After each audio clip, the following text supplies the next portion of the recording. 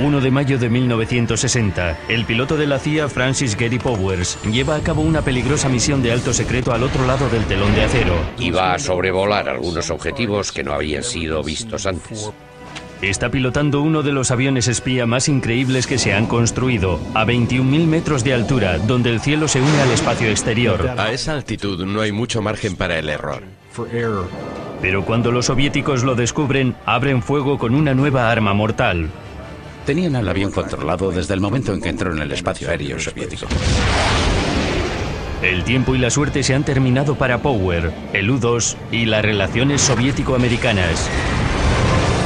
En la historia de la humanidad, hay ciertos capítulos que necesitan la confluencia de la audacia individual, una situación crucial y una tecnología innovadora, ocasiones en que el destino reúne al hombre, el momento y la máquina. Derribado el avión espía U-2. 1 de mayo de 1960, el piloto estadounidense de la CIA, Francis Gary Powers, está a punto de introducir en territorio enemigo un avión espía de alto secreto y desencadenar con ello un conflicto internacional. Cuando se prepara para despegar, se extiende el rumor de que los soviéticos han logrado por fin el modo de derribar este avión, que antes se consideraba inalcanzable.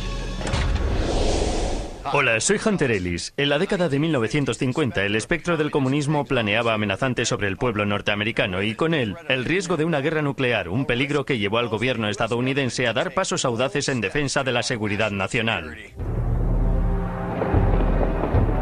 En esta época angustiosa, los Estados Unidos se esfuerzan por obtener la mayor cantidad de información posible sobre la capacidad militar soviética. El presidente Eisenhower no quiere otro Pearl Harbor. Teme que los soviéticos estén desarrollando bombarderos que puedan penetrar las defensas aéreas norteamericanas. El 5 de marzo de 1953, el presidente soviético Joseph Stalin muere de un ataque y el nuevo líder Nikita Khrushchev promete el deshielo de las relaciones con Occidente. Khrushchev empieza a hablar de coexistencia pacífica. Había un gran riesgo de guerra nuclear que nos aniquilaría a todos. Teníamos que llevarnos bien. En este clima más esperanzador, el presidente Dwight D. Eisenhower propone un tratado de cielos abiertos en una cumbre que se celebró en Ginebra, Suiza, en 1955. Hace su propuesta de cielos abiertos por la que cada lado podría sobrevolar el otro país bajo supervisión de la ONU. Khrushchev desconfía de esto y supone que hay algún otro motivo detrás de la propuesta de Eisenhower. Eisenhower espera que el conocimiento total de la capacidad de cada bando pueda truncar una carrera de armamentos alimentada por la especulación y la paranoia. Para los Estados Unidos era importante poder saber lo que tenían en los aeródromos soviéticos. Se creía que había una brecha en materia de bombarderos, idea que se basaba en informes de inteligencia que sugerían que los soviéticos tenían una gran fuerza aérea capaz de transportar armas nucleares.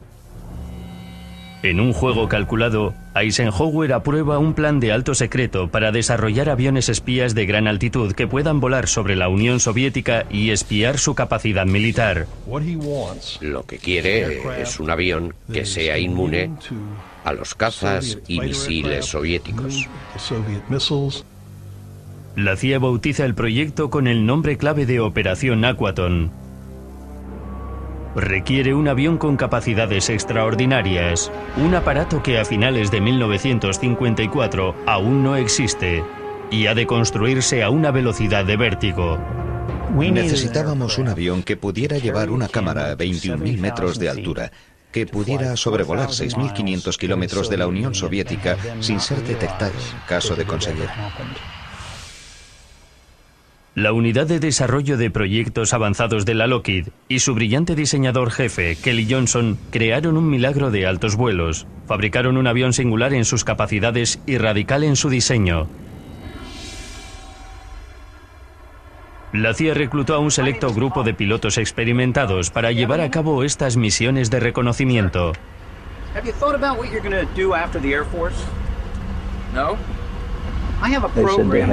Decían que tenían un proyecto inusual. No se identificaban claramente y te proponían salir del servicio y hacer algo diferente. Y parecía razonable. I have a program that will allow you to serve your country well into the future. En reuniones clandestinas en habitaciones de hoteles, los pilotos entusiastas son introducidos en el peligroso y secreto mundo de la CIA. Cuando me enteré de que nos pedían que obtuviéramos información de la Unión Soviética, me entusiasmé. Me encantó.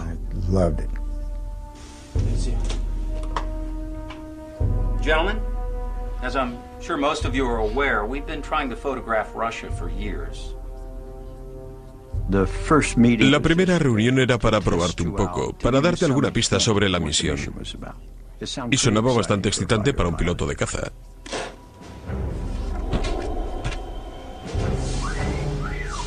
It's really a jet-powered glider. What do you call that bird? Nothing publicly. This is all top secret. But we've coined the phrase Utility 2, or U2. I never seen anything like it. El primer vuelo de un U-2 sobre la Unión Soviética se produce el 4 de julio de 1956. El avión despega de una base aérea de Wiesbaden, Alemania Occidental, con la misión de fotografiar bases militares soviéticas. Cuando el aparato cruza la frontera soviética, técnicamente está cometiendo un acto de guerra. Pero Eisenhower es bastante inteligente. Sabe que los soviéticos seguramente no protestarán porque no pueden hacer nada al respecto. Y para los soviéticos, decir que hay un avión sobrevolando nuestro país y no podemos hacer nada para impedirlo podía ser algo embarazoso. Y eso es lo que sucedió en los 4 años siguientes. Los soviéticos seguían los vuelos con sus radares, pero los U-2 estadounidenses volaban sobre la URSS impunemente, lejos del alcance de los misiles tierra-aire y de los MiG soviéticos. Yo veía los cazas allí abajo, como a unos 3.000 metros, dando vueltas como un enjambre de abejas, y sonreía y decía, hasta la vista, amigos. Esto nos permitió por primera vez observar desde arriba a la Unión Soviética, ver los hilos de misiles y las fuerzas de tierra, así como las zonas a las que habíamos tenido un acceso limitado con los anteriores recursos humanos y métodos tecnológicos de recopilación de datos. En 1956, las fotos de los U-2 revelaron que las ciudades y los ciudadanos norteamericanos no corrían tanto peligro como se pensaba. Algunos creían que había más de 800 bombarderos en los aeródromos de la Rusia comunista, cuando de hecho eran unos 100 o 200. Reafirmado en sus posiciones, Eisenhower no ordena la construcción masiva de bombarderos, que podría ser peligrosa, sino que se centra en suavizar las relaciones con la URSS.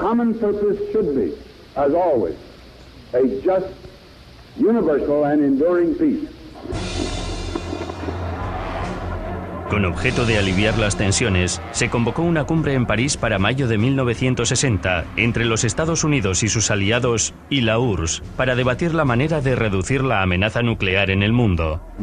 Y aquella fue seguramente la primera ocasión en que se pudo establecer un acuerdo importante entre los dos países. A pesar de todo, antes de la cumbre, el presidente Eisenhower quiere tener una verificación exacta de la capacidad militar soviética. Ordena un nuevo vuelo de los U-2, la llamada Operación Gran Slam. Fue una decisión que lo perseguiría siempre. Era la misión más importante porque iba a sobrevolar algunos objetivos del centro de la Unión Soviética que nunca habían sido observados. Esta misión extremadamente peligrosa iba a ser el primer vuelo que atravesara la URSS de norte a sur, recorriendo casi 5.000 kilómetros. Se espera que la operación confirme las localizaciones de varias bases de misiles de largo alcance del norte del país, con capacidad para llegar al territorio norteamericano. Con la cumbre en ciernes, la misión se hace especialmente urgente. Pilotar el U-2 en esta invasión profunda y audaz del espacio aéreo soviético exigía un piloto de una capacidad y fortaleza extraordinarias. El piloto elegido para la misión es Francis Gary Powers, el piloto de U-2 más cualificado de la época. Tenía muchísima energía. Era un gran patriota. Creía firmemente en lo que estaba haciendo. Y para él poder pilotar un nuevo avión ultrasecreto para la CIA era algo que cualquier piloto haría encantado. Powers se muestra confiado, pero lo que no sabe es que los soviéticos le han tendido una trampa. Los U-2 llevan muchos años volando a la altura a la que no podían ser alcanzados. Hasta ahora.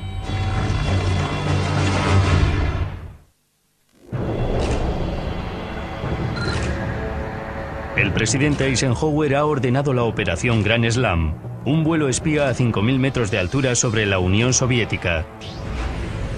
El hombre elegido para esta importante misión es el experimentado piloto de U-2 Francis Gary Powers. El momento está al caer, pues la misión requiere para su lanzamiento una orden urgente del presidente. Es ahora o nunca. La máquina de la que depende la misión es el avión espía U-2. Si algo falla, puede minar años de esfuerzos diplomáticos entre los Estados Unidos y la URSS, que tratan de alejarse del precipicio nuclear. El 1 de mayo de 1960 es el último día en que se puede realizar el vuelo. La misión será el vuelo más largo y peligroso que un U-2 haya realizado nunca. Francis Gary Powers ha conseguido la mezcla perfecta de destreza, experiencia y convicción que le pondrán en el asiento del piloto de este vuelo histórico. El destino ha llevado a este hombre de 30 años, el piloto de mayor experiencia a los mandos de un U-2, a realizar la misión. Todo en su vida le ha llevado a este momento. Powers nació el 17 de agosto de 1929 en Bourdain, Kentucky, en el corazón de la región minera. La vida difícil y peligrosa del minero no es algo que sus padres quieran para su hijo. Querían que su hijo tuviera éxito y siempre habían oído que los médicos ganaban mucho dinero, así que lo animaron para que estudiara medicina. Mucho antes de tener edad para la universidad, en 1944, Gary, que tiene 14 años, convence a su padre para que le deje dar una vuelta en una avioneta. Así que dio el paseo en aeroplano y se enamoró de la aviación y así supo que iba a ser aviador. Presionado por su padre, estudia medicina y en 1950 se gradúa por la Universidad de Michigan, Tennessee. Pero pronto la escalada del conflicto en Corea lleva a Powers al servicio militar. Tenía muchísima energía, era un gran patriota, creía firmemente en lo que estaba haciendo. Aunque no realizó ninguna misión de combate, ganó mucha experiencia pilotando los aviones militares más avanzados de la época.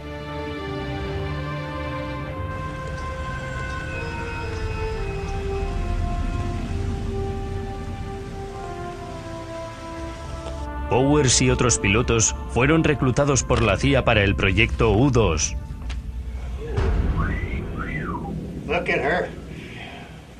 Buscan pilotos con gran experiencia de vuelo.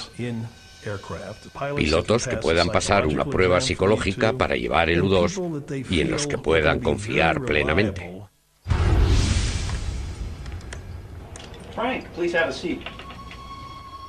En una época de creciente paranoia y desconfianza, la CIA controla estrechamente a sus pilotos.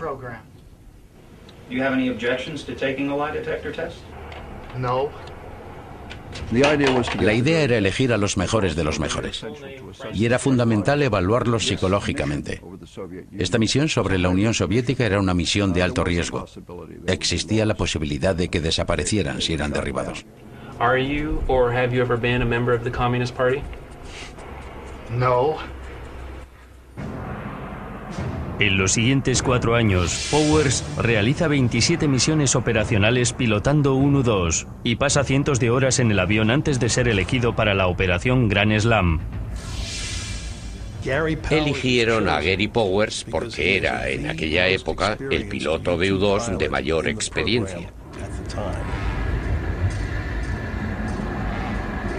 En la fatídica misión del 1 de mayo, Powers estará solo durante 9 horas, sobrevolando la URSS, sin comida, sin poder dormir y sin contacto humano, ni siquiera por radio.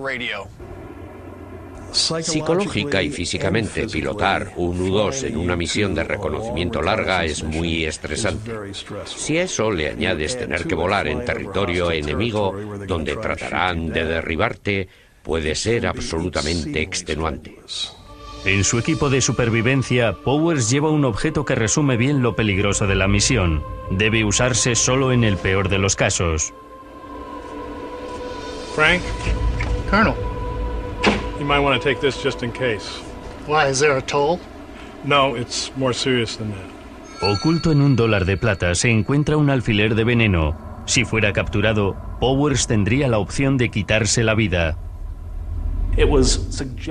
Se suponía que si te capturaban te iban a interrogar y torturar, así que eso era un modo de aliviar el dolor y el sufrimiento y evitar la tortura.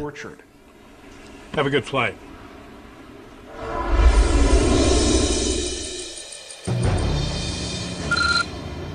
En esta remota base de U-2 en Pakistán, Powers se prepara para la misión. El sol de primavera es ya abrasador, aunque solo sean las 5 de la mañana. Espera la señal de lanzamiento, pero está claro que hay un retraso. El presidente Eisenhower está retrasando la misión, mientras sopesa el riesgo. Debe decidir si la información que el vuelo va a recopilar merece poner en peligro la cumbre con Khrushchev y truncar las esperanzas de un posible tratado de reducción de armas nucleares. Hasta el preciso momento en que iba a empezar la cumbre, el presidente Eisenhower estaba interesado en tener todos los datos de inteligencia completamente actualizados hasta el último momento. Powers se está deshidratando sobre el asfalto abrasador. Si la orden no se da pronto, va a ser físicamente incapaz de realizar la misión. Teniendo en cuenta el desastre que se avecina, eso no le vendría mal a Powers.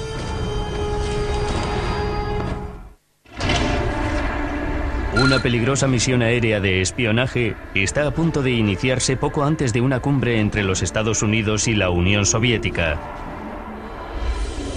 El hombre que va a arriesgar su vida en el vuelo es el piloto de la CIA Francis Gary Powers. El momento es el vuelo más ambicioso que se haya hecho nunca sobre la Unión Soviética. La máquina, preparada para el despegue, es lo último en tecnología aeronáutica. El U-2 de Lockheed.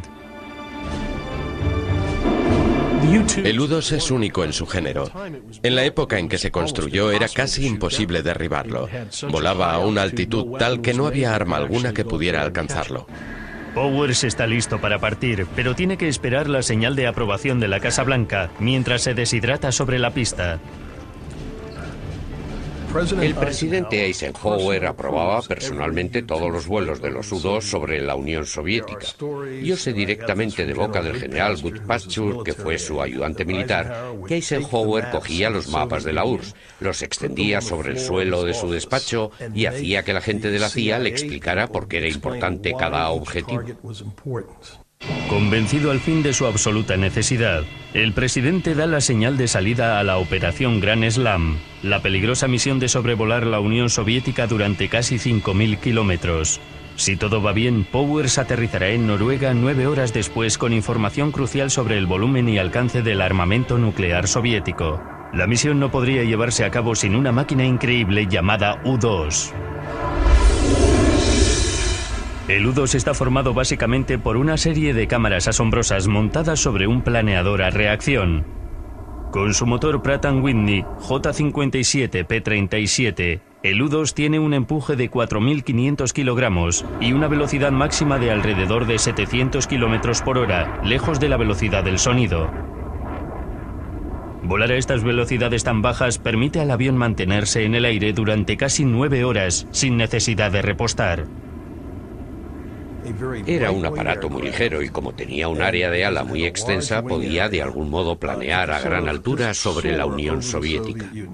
Los primeros U-2 llevaban 5.000 litros de combustible en sus alas de 24 metros, pero tenían una autonomía de casi 8.000 kilómetros. Completamente cargado, el avión pesa 12 toneladas, el 25% más que un caza del mismo tamaño como el F-104.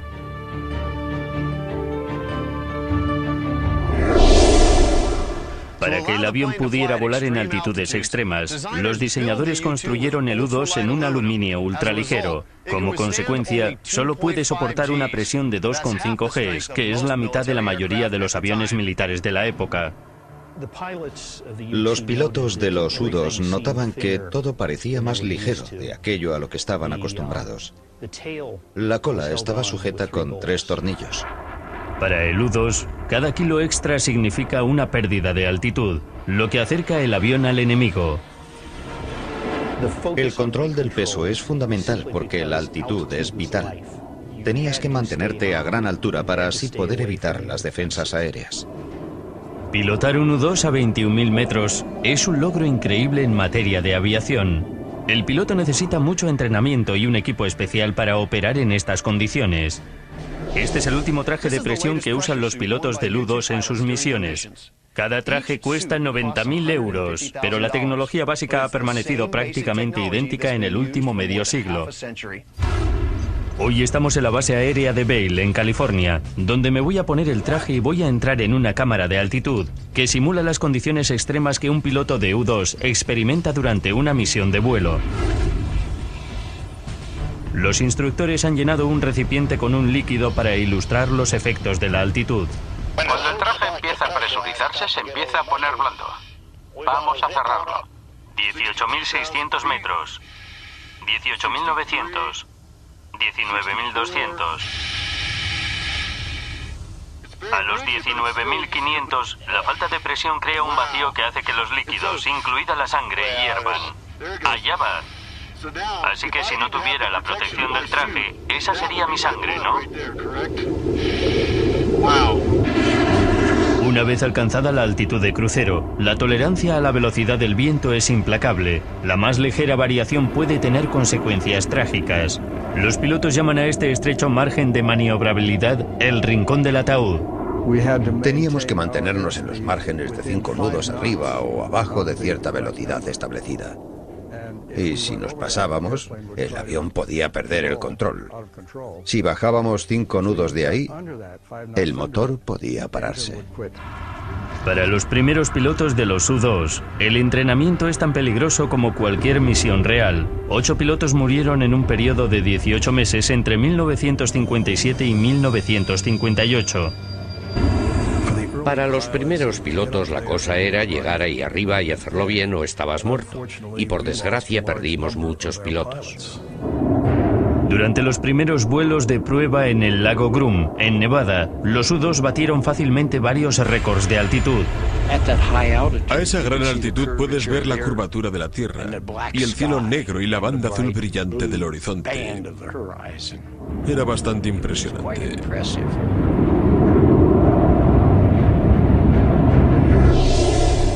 El U-2 es una maravilla de la tecnología, pero también tiene peculiaridades que lo hacen complicado de pilotar. Por ejemplo, a causa de su tren de aterrizaje, que solo tiene 2 ruedas en el fuselaje, ha de usar estos zancos para sostener las alas durante el aterrizaje y el despegue.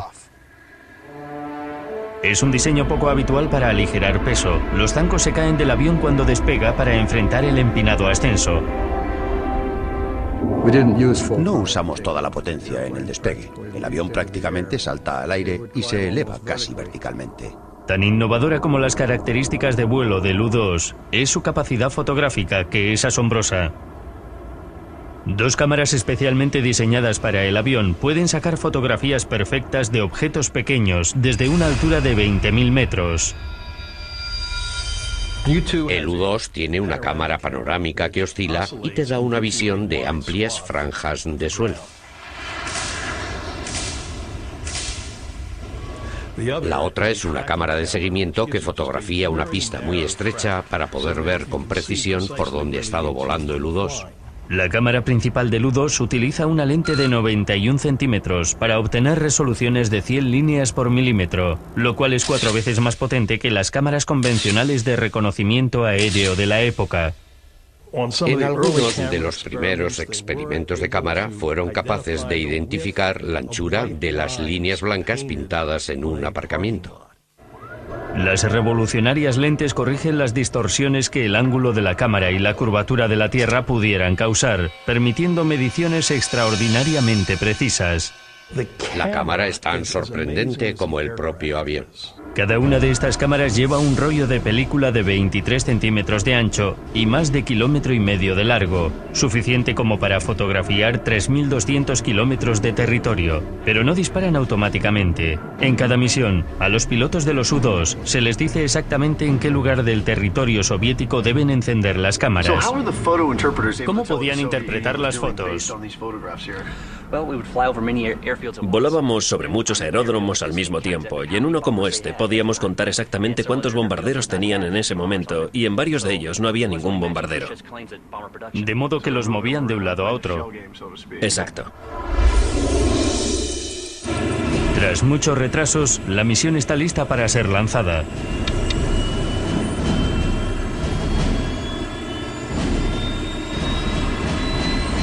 1 de mayo de 1960, 6:26 de la mañana, Francis Gary Powers emprende su histórico vuelo despegando de una base aérea secreta de Peshawar, Pakistán.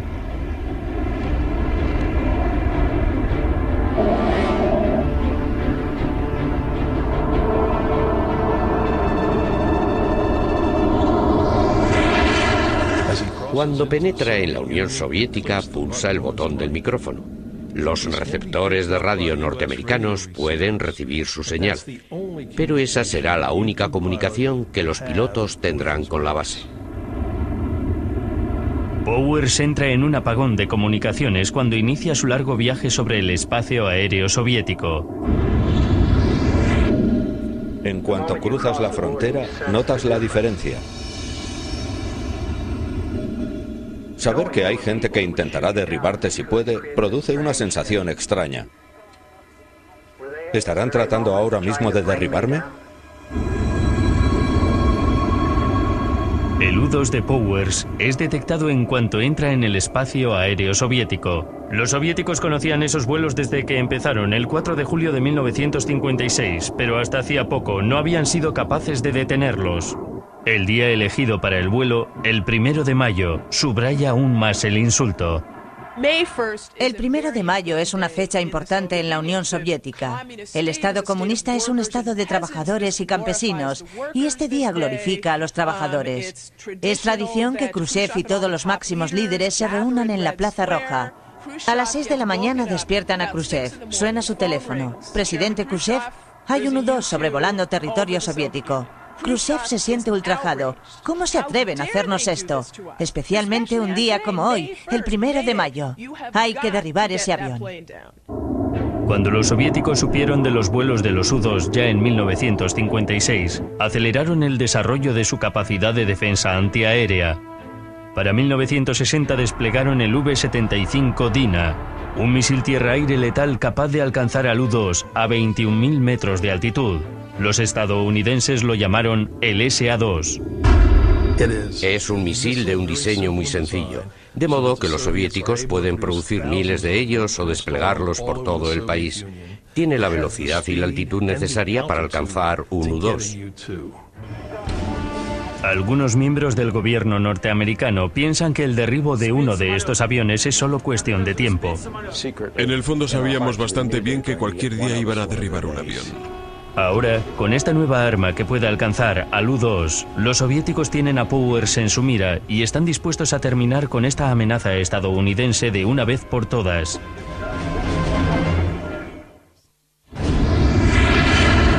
Un vuelo de alto secreto de la CIA sobre la Unión Soviética está recogiendo información completamente nueva sobre las bases militares de la URSS. El hombre que va a los mandos del avión es Francis Gary Powers, el mejor piloto del programa. El momento que puede cambiar la naturaleza de la Guerra Fría se acerca rápidamente. La máquina que lo hará posible es una maravilla aeronáutica norteamericana, el avión espía U-2. Queríamos conocer la realidad de sus programas de bombarderos y de misiles, y eso solo nos lo podían ofrecer los U-2. No podíamos obtenerlo por otros medios. Alrededor de las 7 de la mañana, hora local, Powers es descubierto por el radar soviético. Los soviéticos siguieron el rastro de Francis Gary Powers y su avión espía U-2 durante más de 1000 kilómetros. Cuando sobrevuela la gran ciudad de Sverdlovsk, él no sabe que sus años de entrenamiento están a punto de ponerse a prueba.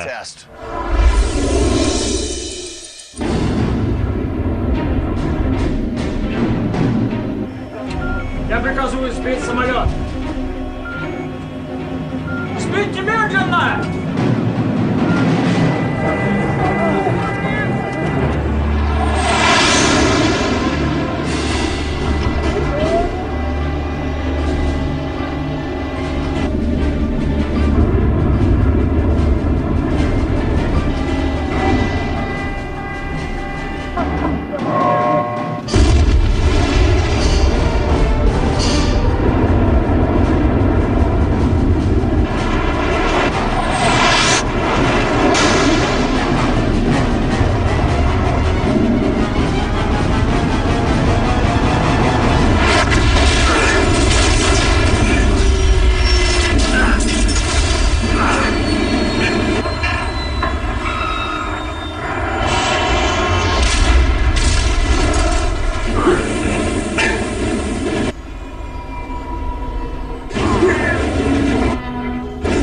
Powers intenta alcanzar el detonador para destruir las cámaras y la película que podrían incriminarle.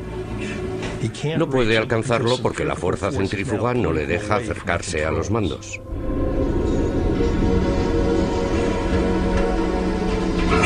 Y lo que es peor, no puede retirar sus piernas del recorrido del asiento eyectable. Si se produjera una eyección, perdería las piernas. Mi padre se encontró girando como una peonza y cayendo sin control hacia el suelo. Cayó de 21.000 a 9.000 metros antes de poder saltar del aparato.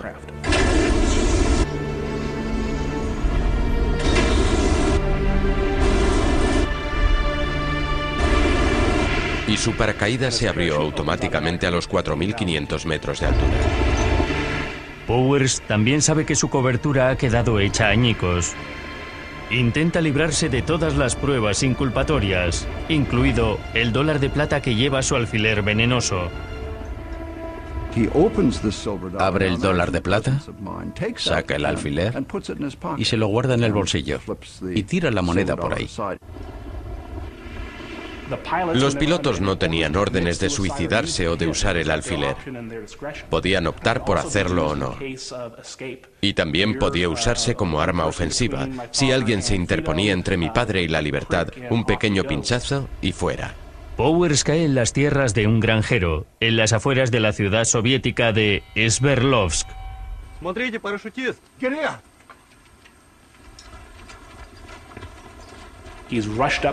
Los campesinos corrieron hacia él. Le ayudaron con la mochila, el paracaídas y el casco y empezaron a hacerle preguntas en ruso. Los campesinos enseguida se dieron cuenta de que no era un piloto soviético. Mi padre no hablaba ruso, así que se encogió de hombros, lo que puso nervioso a uno de los campesinos que llevaba una horca. Mi padre escribió en el barro USA para que supieran que era estadounidense. Poco después apareció un coche negro del que bajaron dos hombres. Американский пилот. Хорошая работа, мы будем проверять. Спасибо.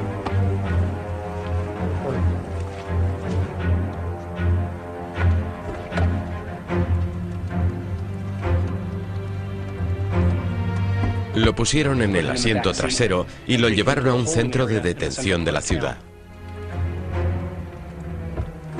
Powers no está entrenado para enfrentarse a una situación como aquella, porque la CIA no espera que un piloto de un U-2 sobreviva a un derribo. Se pensaba que, en el caso de que un misil llegara a alcanzar un avión, lo dañaría de tal modo que el piloto no tendría tiempo de salir de allí. Antes de 6 horas, Powers ya está en Moscú, donde empiezan a interrogarlo. Él piensa que si revela su auténtica misión, lo acabarán ejecutando. What is the name of your unit?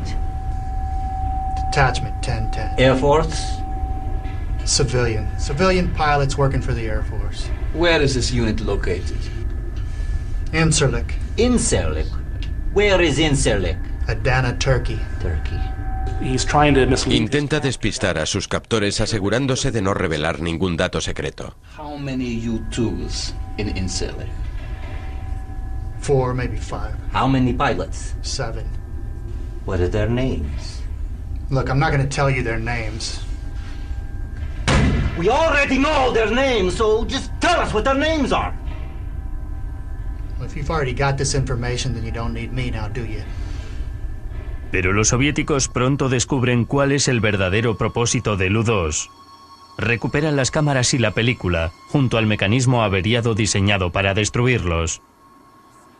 An unarmed plane, a U-2 weather research plane based at Adana, Turkey, piloted by a civilian, has been missing since May 1. En los Estados Unidos, el gobierno intenta controlar los daños, afirmando que el U-2 no es más que un avión meteorológico y que el piloto tuvo problemas técnicos que le hicieron entrar accidentalmente en el espacio aéreo soviético.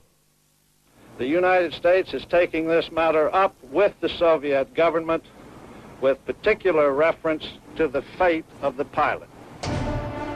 El premier soviético Nikita Khrushchev juega su mano con gran habilidad. по московскому времени американский самолет пересек нашу границу и продолжал полет вглубь советской страны. El 5 de mayo anuncia al mundo: hemos derribado un U-2. Eso es todo lo que dice. No dice nada del piloto. Seguro de que Powers no ha sobrevivido al derribo del avión, el gobierno estadounidense mantiene su versión de los hechos. 2 días después, el 7 de mayo, anuncia: hemos capturado al piloto vivo. Lo tenemos detenido y le estamos interrogando. Tenemos el avión y todo su equipo. También tenemos los mapas y sabemos muchas cosas. El presidente Eisenhower se ve forzado a admitir que los Estados Unidos han estado espiando a la Unión Soviética. We must have knowledge of military forces and preparations around the world. Secrecy in the Soviet Union makes this essential. El reconocimiento de Eisenhower elimina todo atisbo de buena voluntad entre las superpotencias. La coexistencia pacífica con Occidente y la cuestión de dedicar más o menos recursos domésticos al gasto militar, que eran las 2 grandes políticas de Khrushchev, recibieron un golpe mortal aquel 1 de mayo. A causa del incidente, la cumbre de París de 1960 fracasa y Powers acaba en prisión. Pasa los primeros meses en aislamiento. La vida en la cárcel fue muy deprimente para mi padre. Estaba muy preocupado por no poder volver a salir nunca de allí. Agosto de 1960, Powers es juzgado en Moscú ante la mirada de todo el mundo. Sus padres y su mujer se encuentran presentes y Powers se defiende lo mejor que puede. I realize the Russian people think of me as an enemy. I plead with the court to judge me not as an enemy but as a human being who is not a personal enemy of the Russian people. Cuando los jueces soviéticos se retiran a decidir el destino de Powers, la mayoría de la gente piensa que será considerado culpable. La que no está clara es la sentencia: cárcel o muerte. Moscú, 19 de agosto de 1960. Un piloto estadounidense está siendo juzgado después de que su avión espía U-2 fuera derribado sobre la Unión Soviética. El hombre es Francis Gary Powers, que realiza una misión aprobada por el presidente Eisenhower. Ahora se enfrenta a una acusación de espionaje. El momento es una audaz misión espía sobre bases militares soviéticas secretas que se ha convertido en un desastre diplomático. La máquina son el avión espía U-2 y su cargamento de cámaras y películas incriminatorias que ahora están en manos soviéticas. Desde el principio está claro que Powers no tiene muchas posibilidades de ser tratado con benevolencia. Muchos incluso exigen su ejecución.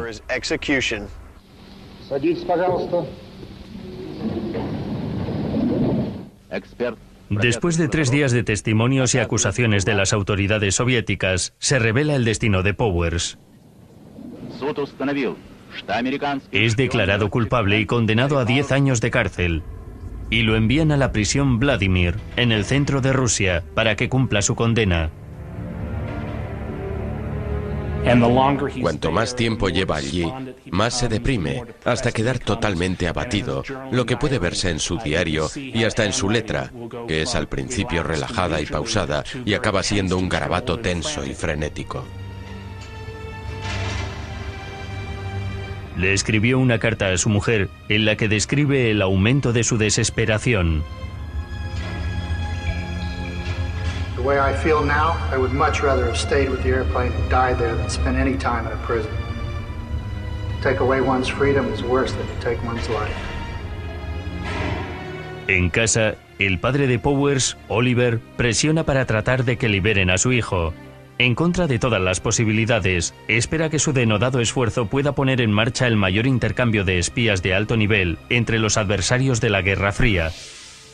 Mi abuelo le escribió una carta a Rudolf Abel, un hombre que se encuentra preso en una penitenciaría de Georgia, cumpliendo una condena de 30 años por espionaje contra los Estados Unidos. El espía soviético Rudolf Abel, un hombre al que Powers no ha visto nunca, puede desempeñar ahora un papel clave en su liberación. El coronel Abel había sido uno de los oficiales de inteligencia más veteranos y eficaces de los que habían trabajado en los Estados Unidos. Se encontraba en Nueva York cuando fue detenido. Y mi abuelo le preguntó directamente, ¿con quién tengo que hablar en la Unión Soviética para hacer un canje? Usted por mi hijo. La búsqueda, que empezó con un padre que suplica por la vida de su hijo, llegó por fin a buen puerto. El gobierno estadounidense abraza la causa de Oliver Powers como un modo de acabar con el incidente del U-2, que ya había hecho bastante daño. 10 de febrero de 1962. Tras casi 2 años en prisiones soviéticas, la mala fortuna empieza a convertirse en buena. Powers es conducido al puente Gleinicke de Berlín, donde el oeste y la libertad le esperan a unos cientos de metros. Stop here. Go on ahead. Mi padre recordaba haber comentado que si algo hubiera salido mal, habría saltado por el puente antes de regresar, pues estaba completamente decidido a no perder aquella oportunidad de quedar libre bajo ningún concepto. Good to see you. You remember me? Murphy. That's right. Hey, just to be official, what's the name of your dog? Charlie. You're Francis Gary Powers. Mr. Powers, next time you come to visit us, I hope you come to visit us as a friend. Next time maybe I'll come as a tourist. En el momento preciso en que Powers cruza hacia el oeste, Rudolf Abel recorre el camino opuesto hacia la Alemania Oriental. Ambos espías se cruzan en mitad del puente sin decirse ni una palabra. Welcome back. Great to be back.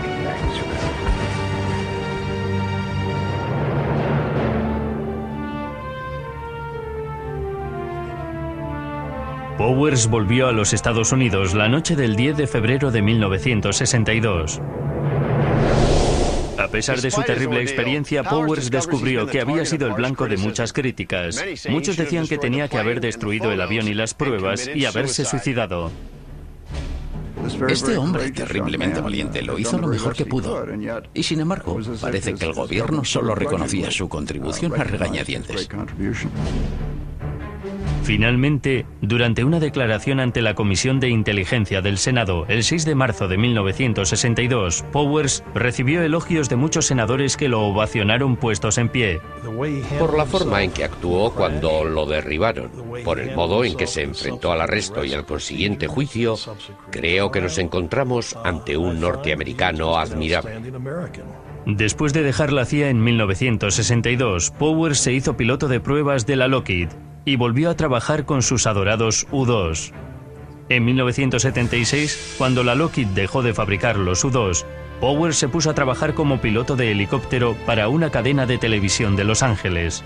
El 1 de agosto de 1977, a los 47 años de edad, su helicóptero se estrelló a causa de un fallo mecánico. Por desgracia, Francis Gary Powers no sobrevivió a aquella caída. Papá era por encima de todo piloto. Le encantaba volar. Nunca se consideró un héroe. Se consideró un hombre inmerso en una situación muy particular que habría hecho exactamente lo mismo si se hubiera vuelto a encontrar en la misma situación. El 1 de mayo de 1960, el hombre, el momento y la máquina confluyeron y Francis Gary Powers fue derribado junto con su avión, cambiando la Guerra Fría para siempre. Tal vez fue el día de suerte de un operador de misiles o la inevitable consecuencia de una estrategia diplomática desesperada. Pero cualquiera que sea la fuerza que domina los 3 factores clave, es un hilo misterioso que se va tejiendo a lo largo de la historia y que seguiremos desvelando en El hombre, el momento y la máquina.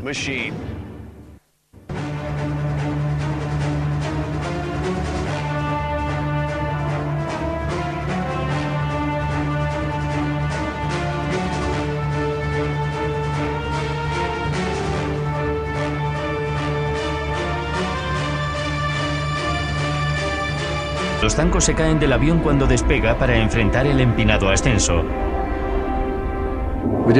No usamos toda la potencia en el despegue. El avión prácticamente salta al aire y se eleva casi verticalmente.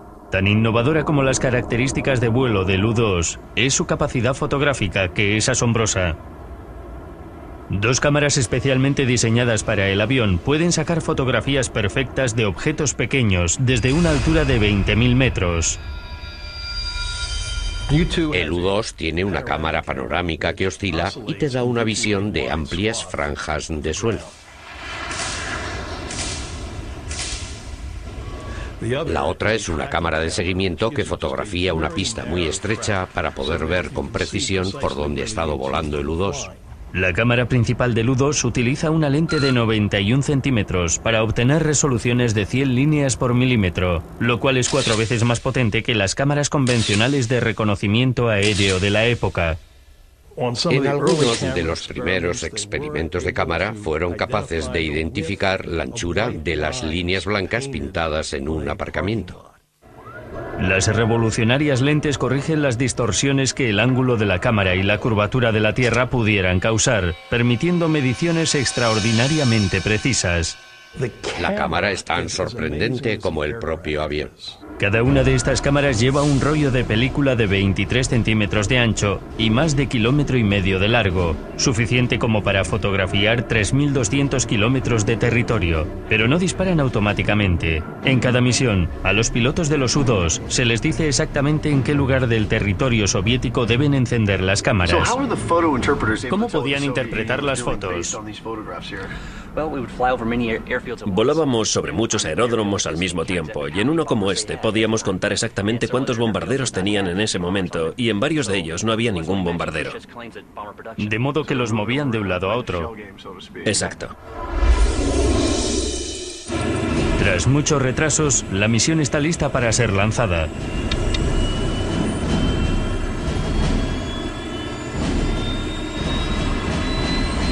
...1 de mayo de 1960, 6:26 de la mañana... Francis Gary Powers emprende su histórico vuelo despegando de una base aérea secreta de Peshawar, Pakistán.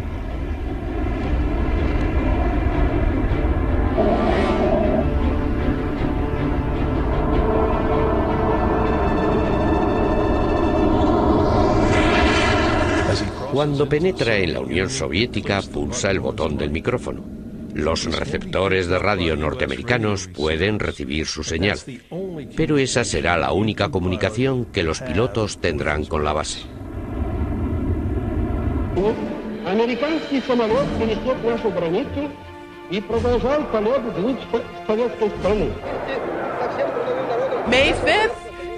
El 5 de mayo anuncia al mundo: hemos derribado un U-2. Eso es todo lo que dice. No dice nada del piloto. Seguro de que Powers no ha sobrevivido al derribo del avión, el gobierno estadounidense mantiene su versión de los hechos.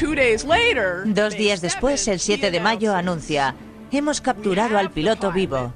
Lo tenemos detenido y le estamos interrogando. Tenemos el avión y todo su equipo. También tenemos los mapas y sabemos muchas cosas. El presidente Eisenhower se ve forzado a admitir que los Estados Unidos han estado espiando a la Unión Soviética. We must have knowledge of military forces and preparations around the world. Secrecy in the Soviet Union makes this essential. El reconocimiento de Eisenhower elimina todo atisbo de buena voluntad entre las superpotencias. La coexistencia pacífica con Occidente y la cuestión de dedicar más o menos recursos domésticos al gasto militar, que eran las dos grandes políticas de Khrushchev, recibieron un golpe mortal aquel 1 de mayo. A causa del incidente, la cumbre de París de 1960 fracasa y Powers acaba en prisión. Pasa los primeros meses en aislamiento. La vida en la cárcel fue muy deprimente para mi padre. Estaba muy preocupado por no poder volver a salir nunca de allí. Agosto de 1960, Powers es juzgado en Moscú ante la mirada de todo el mundo. Sus padres y su mujer se encuentran presentes y Powers se defiende lo mejor que puede. I realize the Russian people think of me as an enemy. I plead with the court to judge me not as an enemy, but as a human being who is not a personal enemy of the Russian people. Cuando los jueces soviéticos se retiran a decidir el destino de Powers, la mayoría de la gente piensa que será considerado culpable. La que no está clara es la sentencia: cárcel o muerte. Moscú, 19 de agosto de 1960. Un piloto estadounidense está siendo juzgado después de que su avión espía U-2 fuera derribado sobre la Unión Soviética. El hombre es Francis Gary Powers, que realiza una misión aprobada por el presidente Eisenhower. Ahora se enfrenta a una acusación de espionaje. El momento es una audaz misión espía sobre bases militares soviéticas secretas que se ha convertido en un desastre diplomático.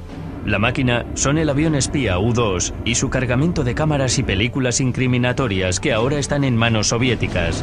Con él, el riesgo de una guerra nuclear, un peligro que llevó al gobierno estadounidense a dar pasos audaces en defensa de la seguridad nacional. En esta época angustiosa, los Estados Unidos se esfuerzan por obtener la mayor cantidad de información posible sobre la capacidad militar soviética. El presidente Eisenhower no quiere otro Pearl Harbor. Teme que los soviéticos estén desarrollando bombarderos que puedan penetrar las defensas aéreas norteamericanas. El 5 de marzo de 1953, el presidente soviético Joseph Stalin muere de un ataque y el nuevo líder Nikita Khrushchev promete el deshielo de las relaciones con Occidente. Khrushchev empieza a hablar de coexistencia pacífica. Había un gran riesgo de guerra nuclear que nos aniquilaría a todos. Teníamos que llevarnos bien. En este clima más esperanzador, el presidente Dwight D. Eisenhower propone un tratado de cielos abiertos en una cumbre que se celebró en Ginebra, Suiza, en 1955. Hace su propuesta de cielos abiertos por la que cada lado podría sobrevolar el otro país bajo supervisión de la ONU. Khrushchev desconfía de esto y supone que hay algún otro motivo detrás de la propuesta de Eisenhower. Eisenhower espera que el conocimiento total de la capacidad de cada bando pueda truncar una carrera de armamentos alimentada por la especulación y la paranoia. Para los Estados Unidos era importante poder saber lo que tenían en los aeródromos soviéticos. Se creía que había una brecha en materia de bombarderos, idea que se basaba en informes de inteligencia que sugerían que los soviéticos tenían una gran fuerza aérea capaz de transportar armas nucleares. En un juego calculado, Eisenhower aprueba un plan de alto secreto para desarrollar aviones espías de gran altitud que puedan volar sobre la Unión Soviética y espiar su capacidad militar. Lo que quiere es un avión que sea inmune a los cazas y misiles soviéticos. La CIA bautiza el proyecto con el nombre clave de Operación Aquaton.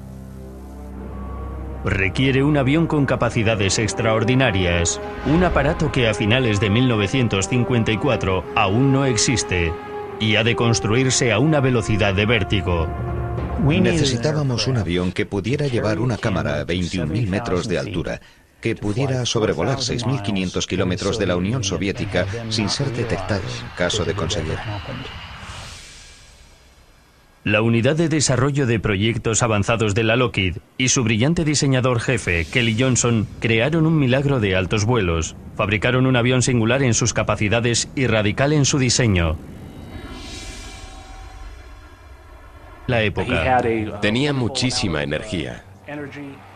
Era un gran patriota. Creía firmemente en lo que estaba haciendo.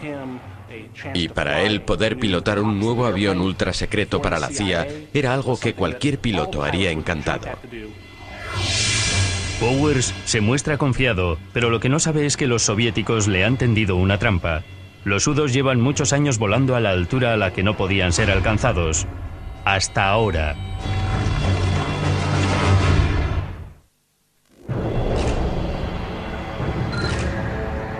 El presidente Eisenhower ha ordenado la operación Grand Slam, un vuelo espía a 5.000 metros de altura sobre la Unión Soviética.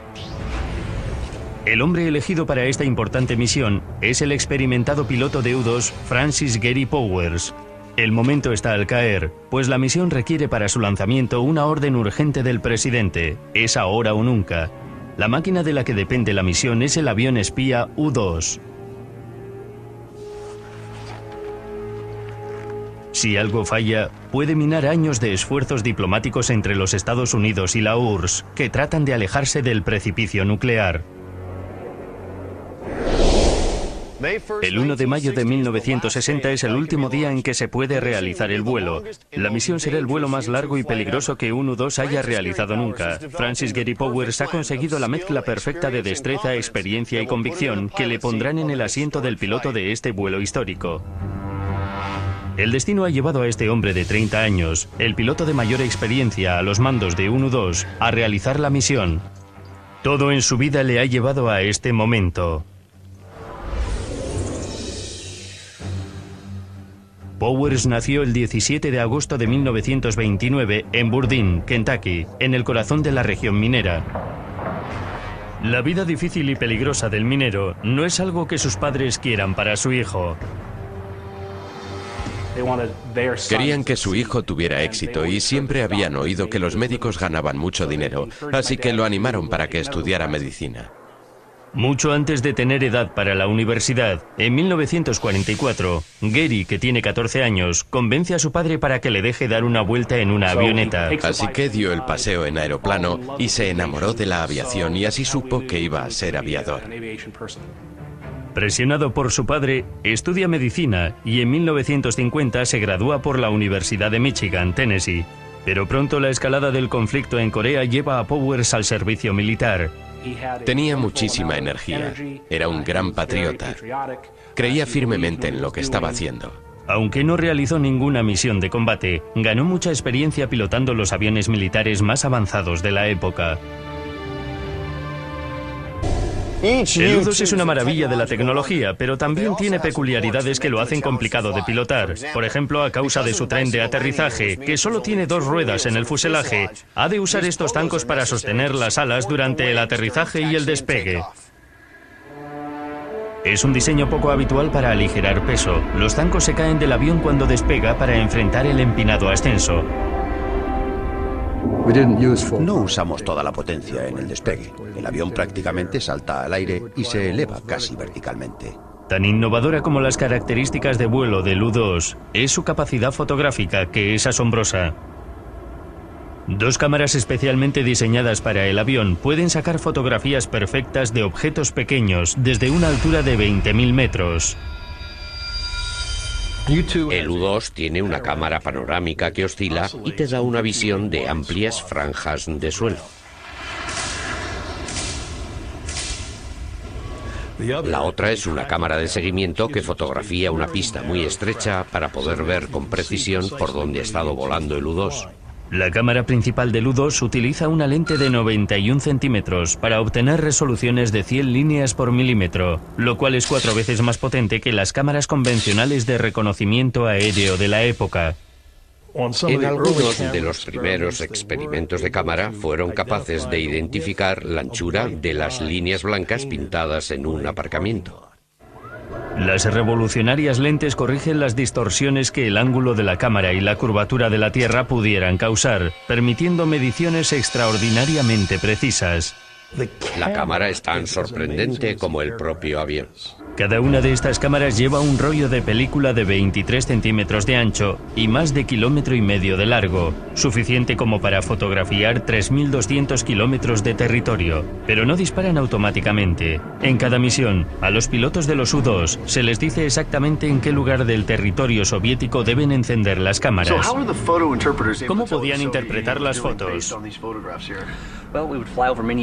Volábamos sobre muchos aeródromos al mismo tiempo, y en uno como este podíamos contar exactamente cuántos bombarderos tenían en ese momento, y en varios de ellos no había ningún bombardero. De modo que los movían de un lado a otro. Exacto. Tras muchos retrasos, la misión está lista para ser lanzada.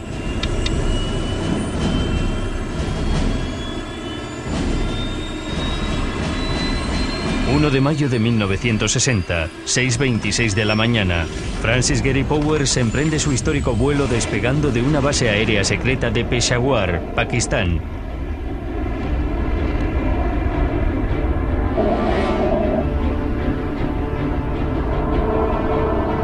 Pacífica con Occidente y la cuestión de dedicar más o menos recursos domésticos al gasto militar, que eran las 2 grandes políticas de Khrushchev, recibieron un golpe mortal aquel 1 de mayo. A causa del incidente, la cumbre de París de 1960 fracasa y Powers acaba en prisión.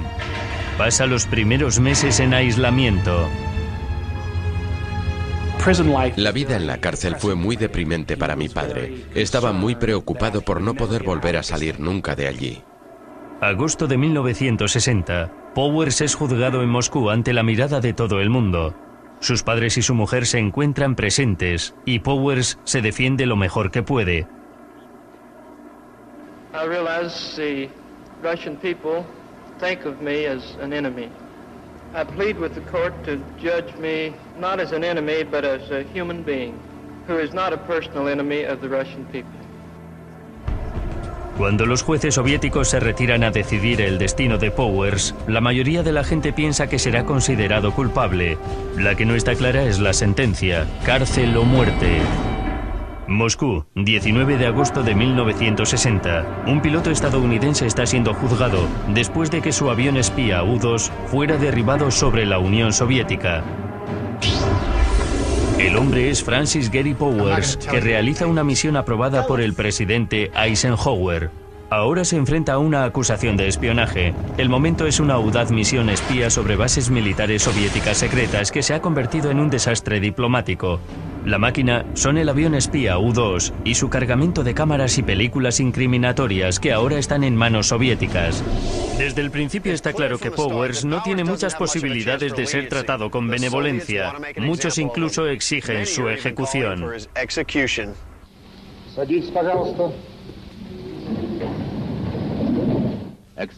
Después de 3 días de testimonios y acusaciones de las autoridades soviéticas, se revela el destino de Powers.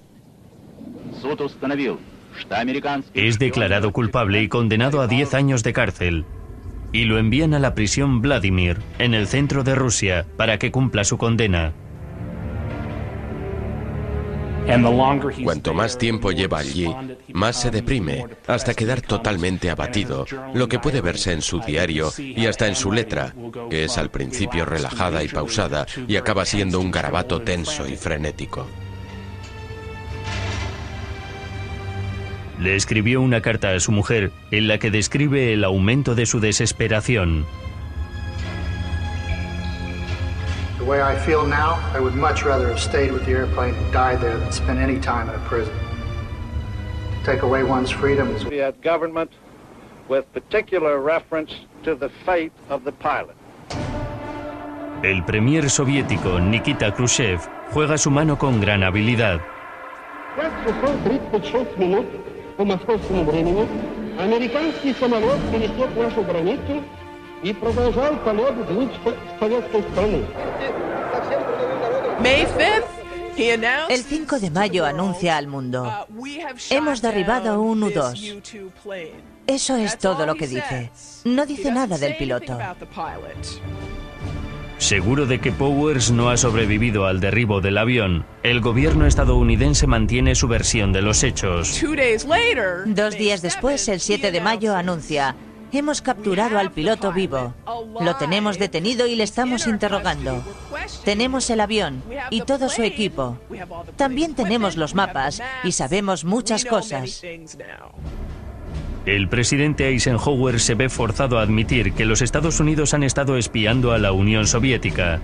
We must have knowledge of military forces and preparations around the world. Secrecy in the Soviet Union makes this essential.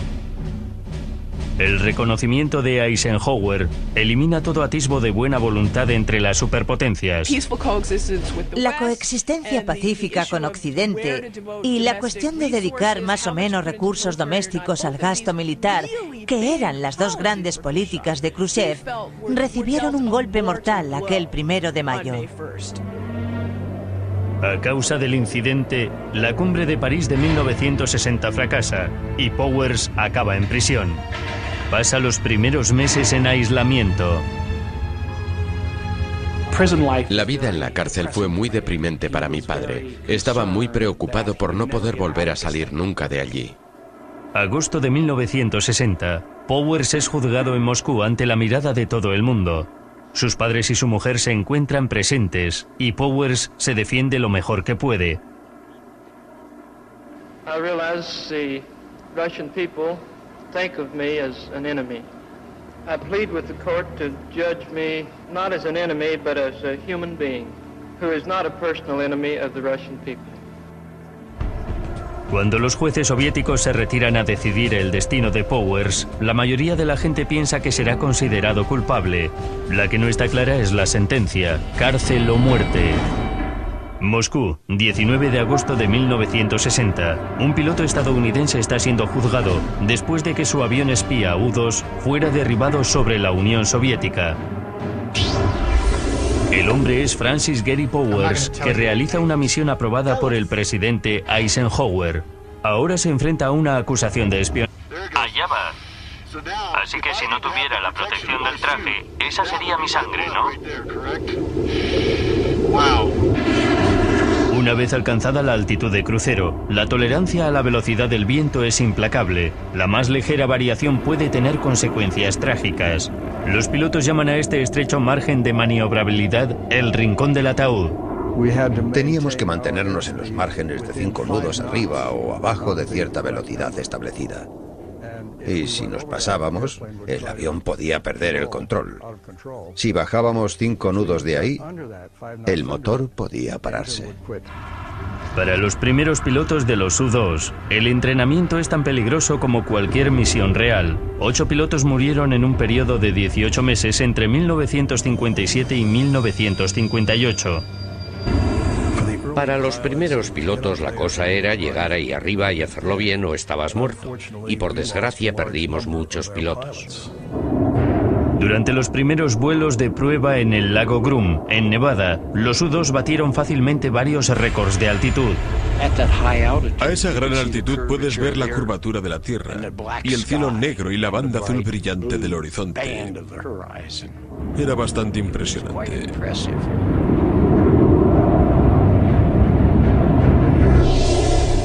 El U-2 es una maravilla de la tecnología, pero también tiene peculiaridades que lo hacen complicado de pilotar. Por ejemplo, a causa de su tren de aterrizaje, que solo tiene 2 ruedas en el fuselaje, ha de usar estos zancos para sostener las alas durante el aterrizaje y el despegue. Es un diseño poco habitual para aligerar peso. Los zancos se caen del avión cuando despega para enfrentar el empinado ascenso. No usamos toda la potencia en el despegue. El avión prácticamente salta al aire y se eleva casi verticalmente.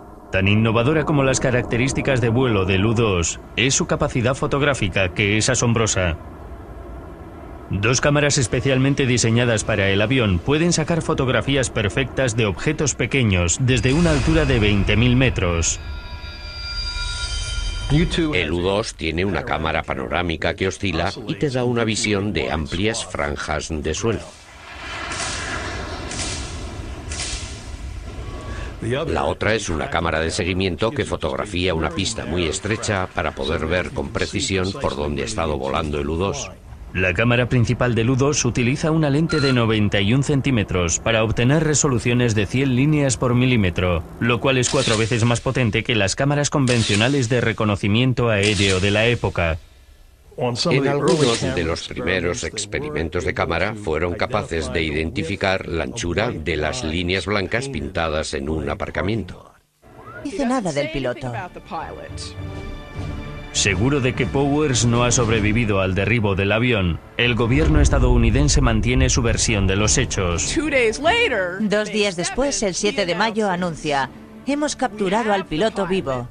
Lo tenemos detenido y le estamos interrogando. Tenemos el avión y todo su equipo. También tenemos los mapas y sabemos muchas cosas. El presidente Eisenhower se ve forzado a admitir que los Estados Unidos han estado espiando a la Unión Soviética. We must have knowledge of military forces and preparations around the world. Secrecy in the Soviet Union makes this essential. El reconocimiento de Eisenhower elimina todo atisbo de buena voluntad entre las superpotencias.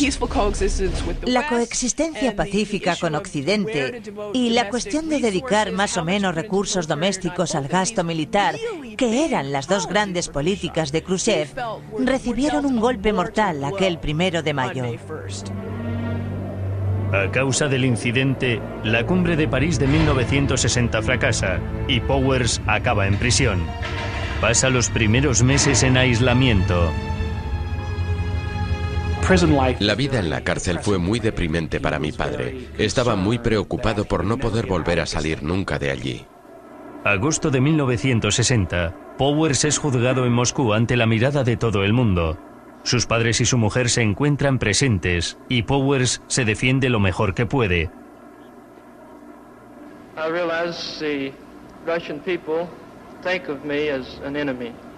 I plead with the court to judge me not as an enemy, but as a human being, who is not a personal enemy of the Russian people. Cuando los jueces soviéticos se retiran a decidir el destino de Powers, la mayoría de la gente piensa que será considerado culpable. La que no está clara es la sentencia: cárcel o muerte. Moscú, 19 de agosto de 1960. Un piloto estadounidense está siendo juzgado después de que su avión espía U-2 fuera derribado sobre la Unión Soviética. El hombre es Francis Gary Powers, que realiza una misión aprobada por el presidente Eisenhower. Ahora se enfrenta a una acusación de espionaje. El momento es una audaz misión espía sobre bases militares soviéticas secretas que se ha convertido en un desastre diplomático.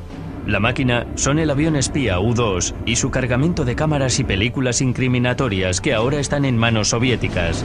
Desde el principio está claro que Powers no tiene muchas posibilidades de ser tratado con benevolencia. Muchos incluso exigen su ejecución.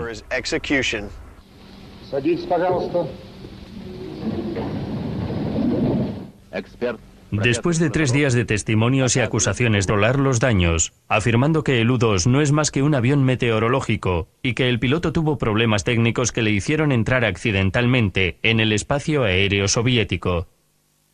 The United States is taking this matter up with the Soviet government with particular reference to the fate of the pilot. El premier soviético Nikita Khrushchev juega su mano con gran habilidad.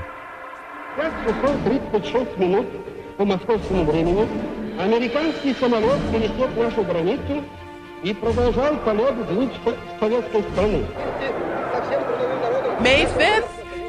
El 5 de mayo anuncia al mundo: hemos derribado un U-2. Eso es todo lo que dice. No dice nada del piloto.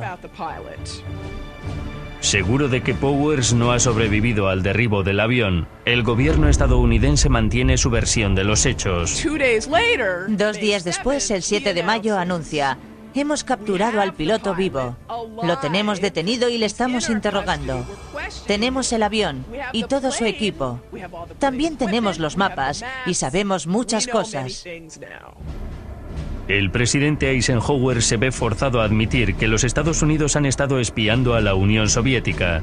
We must have knowledge of military forces and preparations around the world. Secrecy in the Soviet Union makes this essential. El reconocimiento de Eisenhower elimina todo atisbo de buena voluntad entre las superpotencias. La coexistencia pacífica con Occidente y la cuestión de dedicar más o menos recursos domésticos al gasto militar, que eran las 2 grandes políticas de Khrushchev, recibieron un golpe mortal aquel 1 de mayo. A causa del incidente, la cumbre de París de 1960 fracasa y Powers acaba en prisión. Pasa los primeros meses en aislamiento. La vida en la cárcel fue muy deprimente para mi padre. Estaba muy preocupado por no poder volver a salir nunca de allí. Agosto de 1960. Powers es juzgado en Moscú ante la mirada de todo el mundo. Sus padres y su mujer se encuentran presentes y Powers se defiende lo mejor que puede. I realize the Russian people think of me as an enemy. I plead with the court to judge me not as an enemy, but as a human being, who is not a personal enemy of the Russian people. Cuando los jueces soviéticos se retiran a decidir el destino de Powers, la mayoría de la gente piensa que será considerado culpable. La que no está clara es la sentencia: cárcel o muerte. Moscú, 19 de agosto de 1960. Un piloto estadounidense está siendo juzgado